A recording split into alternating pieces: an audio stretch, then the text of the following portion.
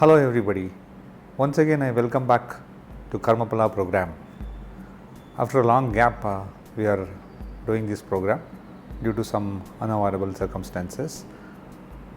Today we are going to talk about fate and free will. Fate is something which is everybody's know about it. What is fate? Free will is something else which is with everybody else. But if we take Swami Vivekananda preachings and all, he says that whatever is possible, it is within you. You can do it. That is free will. So when they say whatever is possible within you, you go inside and talk to you once in a day. That's what the preachings of Swami Vivekananda. So that preaching is not come just like that.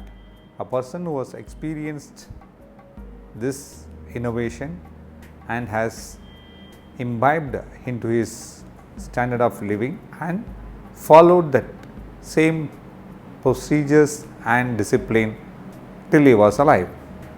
Now, fate and free will are two distinct entities. Fate is something else which is written, that you are destined to become so and so, and you are destined to go through the joys and sorrows in a span of lifetime. But fate is something else, like if you see in an aeroplane that you will see in the back towards the wing side, there will be big wheels will be there, where one small tire will be there in the front side. That is free will. If you see the portion of it, it is a small portion. But without that free will, fate cannot be decided or determined. So it is like that. When you are practicing the attitude of taking the free will, you will come to know what is fate. That's as simple. So, nothing. You can find it out yourself. What is fate? What is free will? And how you can mend the ways to get the fate encompassed within the free will. So, when you are doing this, what happens? Fate also little bit accepts that you have the power to break the fate. That's what Swami Vivekananda preaching says very clearly. Break the wall, break the wall. Fate is a big wall. So when you start breaking the wall, then you start using your free will and getting into it. Assume that a situation that today you are bankrupt. Today you don't have any money.